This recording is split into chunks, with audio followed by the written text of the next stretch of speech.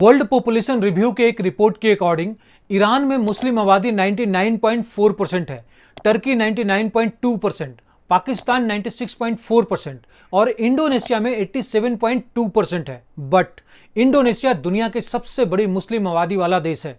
यहां दुनिया भर के 12.7% मुसलमान रहते हैं।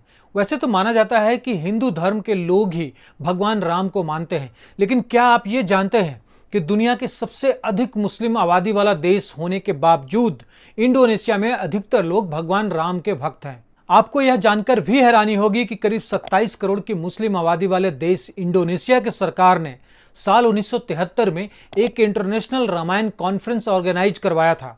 दुनिया भर में इस इवेंट की काफी चर्चा हुई थी, क्योंकि अपने आप में यह काफी अनोखा था।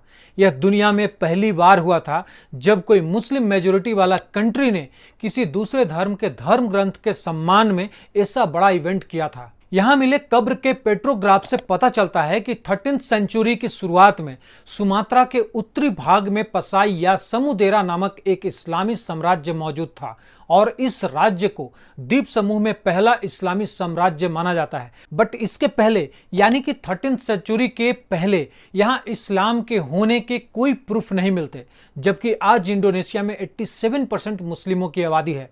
तो ऐसा क्या हुआ कि आज यहां हिंदू मेजोरिटी से माइनॉरिटीज पर आ गए, जिनकी पॉपुलेशन इंडोनेशिया का महज 2% है। साथ में इंडो इस्लामिक हेरिटेज सेंटर ने एक रिपोर्ट जारी की थी। इसमें दावा किया गया कि दुनिया के सबसे बड़े मुस्लिम देश इंडोनेशिया में भारतीयों ने ही इस्लाम फैलाया है। सो चलिए इस वीडियो में इसे डिटेल में जानने की कोशिश करते हैं और इसके लिए हमें थोड़ा इतिहास में पीछे चलना होगा। इंडोनेशिया में पाए गए सबसे पुराने शिलालेख को कुताई शिलालेख के रूप में जाना जाता है और ये ईस्ट कालीमंतन से निकले हैं, जो लगभग 375 बीसी के हैं, जब कुताई मार्तादिपुरा साम्राज्य का शासन था। ये पेट्रोग्राफ संस्कृत में पल्लव लिपि का उपयोग करके लिखे गए थे, जो 3री शताब्दी के आसपास दक्षिण भारत में विकसित एक लिपि थी। इन पेट्रोग्राफ में कुताई मार्तादिपुरा के 3 रूलर्स को मेंशन किया गया है, जिसमें एक धार्मिक संस्कार का डिस्क्रिप्शन मिलता है जो पुरातन हिंदू धर्म की विशेषता है। लगभग 1 सेंचुरी बाद यानी 4th to 7th सेंचुरी का पहला पत्थर जावा में मिलता है, जिस पे संस्कृत में खुदा हुआ लेख पश्चिमी जावा में तरुम नगरा साम्राज्य, जो कि 4वीं से 7वीं शताब्दी के राजा पूर्ण बर्मन का वर्णन करता है और उन्हें एक हिंदू देवता विष्णु के साथ जोड़ता है। साथ में यह पेट्रोग्राफ आर्कीपेलगो के पहले नॉन इंडिजेनस एंशिएंट एम्पायर के शासक अभिजात वर्ग के भीतर भारतीय हिंदू धर्म के मेजर इफेक्ट का एविडेंस भी दिखाते हैं। देखिए, straight of Malacca Indian ocean को पैसिफिक इंडियन से जोड़ने वाला एक सी रूट है।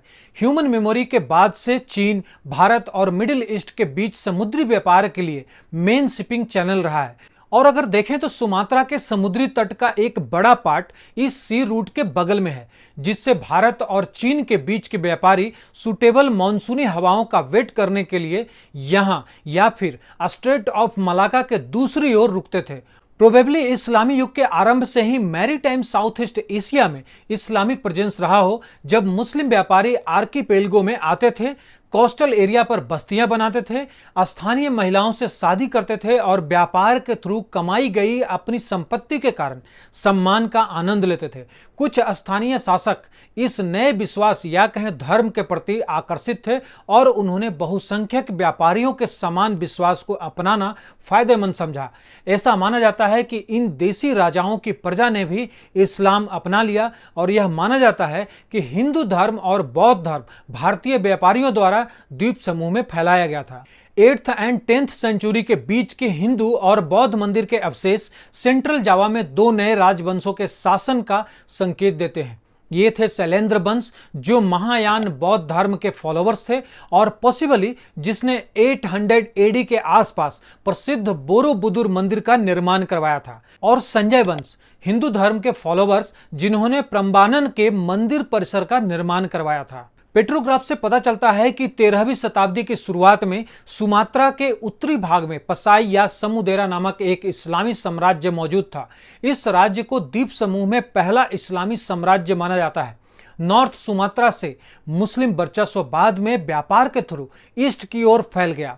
14th सेंचुरी खत्म होते होते जावा के उत्तरी तट पर कई इस्लामी शहर उभरकर सामने आ गए। 14th सेंचुरी के अंत और 15th सेंचुरी की शुरुआत में उत्तराधिकार के संघर्षों और इस्लामी साम्राज्यों की बढ़ती शक्तियों के कारण द्वीप समूह में मजापहित का कंट्रोल कम होने लगा और जो मलक्का शुरुआत में एक हिंदू बौद्ध राज्य था वह जल्द ही मुस्लिम सल्तनत में बदल गया। स्टार्टिंग में धीरे धीरे मलेशिया और सुमात्रा से इस्लाम ने पूरे दक्षिण पूर्व एशिया में अपनी मजबूत पकड़ बनानी शुरू कर दी।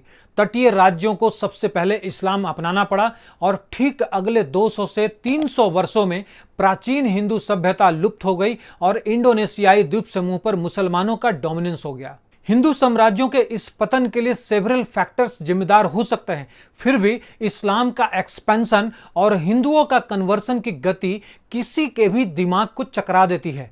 यहाँ लोकप्रिय कथा यह है कि हिंदू राजाओं और शासकों ने बिना किसी रेजिस्टेंस के तुरंत धर्म परिवर्तन कर लिया और मूल निवासियों ने भी ऐसा ही किया और जिंदगी हमेशा की तरह ही चलती रही। लेकिन जब कोई यहाँ म्यूजियम में छत बिछत मूर्तियों को देखता है जो दयनीय स्थिति में है और अगर डच पुरातत्वविद नहीं होते तो दुनिया से गायब हो गए होते, इसे देखकर आश्चर्य होता है और यह बिल्कुल साफ हो जाता है कि यहाँ के लोग स्वेच्छा से इस्लाम अपनाया है या उन्हें मजबूर किया गया था। इंडोनेशिया में इस्लामीकरण का एक और कारण था 1869 में स्वेज नहर का उद्घाटन, क्योंकि इससे मक्का की यात्रा आसान हो गई थी। इंडोनेशिया और मक्का के बीच तीर्थ यात्रियों की एक बड़ी संख्या फिक्स थी। इसका रिजल्ट यह हुआ कि इंडोनेशिया का मिडिल ईस्ट के धार्मिक केंद्रों के साथ संपर्क तेज हो गया। इन सब बातों के बाद मेरा मानना है कि एक बार जब राजा या तो इस्लाम में कन्वर्ट हो गया या किसी अन्य मुस्लिम राजा द्वारा पराजित हो गया तो राज्य में धर्मांतरण शुरू हो गया और बहुत ही जल्द सारे लोग मुस्लिम बन गए। अब आपको जो बात सबसे ज्यादा परेशान करेगी वो ये है कि यहाँ सब कुछ बड़े ही आराम से हुआ, कोई जोर जबरदस्ती या मारपीट नहीं हुआ। जैसे कि इंडोनेशियाई लोग अपनी मूल आस्था को छोड़ने के लिए इतने उत्सुक थे कि कुछ हुआ ही नहीं, जबकि दुनिया में कहीं भी ऐसा हुआ ही नहीं है। दुनिया भर में इस्लामी विस्तार खूनी रहा है। इंडोनेशिया अलग नहीं हो सकता था, या तो फोर्सफुली या जजिया कर का कठोर इंपोजिशन या केवल मुस्लिम कन्वर्टर्स का खुला प्रोटेक्शन ही मास कन्वर्सन का कारण है।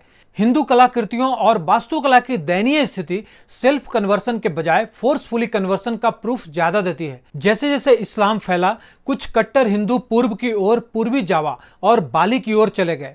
16वीं शताब्दी की शुरुआत में डेमक सल्तनत द्वारा माझापीठ के अंतिम हिंदू राजा के पतन के बाद राजघराने सहित कई हिंदू बाली चले गए और हिंदू इंडोनेशिया, कालीमंतन, ईस्ट जावा और बाली के कुछ हिस्सों में छोटी छोटी जगहों पर जीवित बचे रह गए।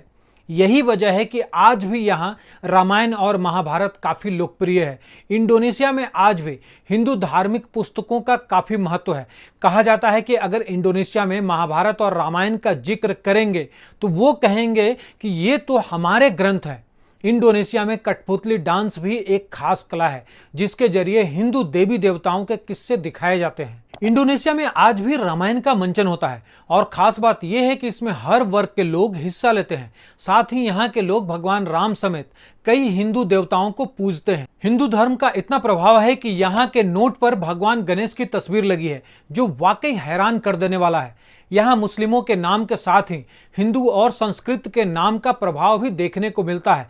यहाँ तक कि बच्चों के नाम भी हिंदू नाम पर होते हैं।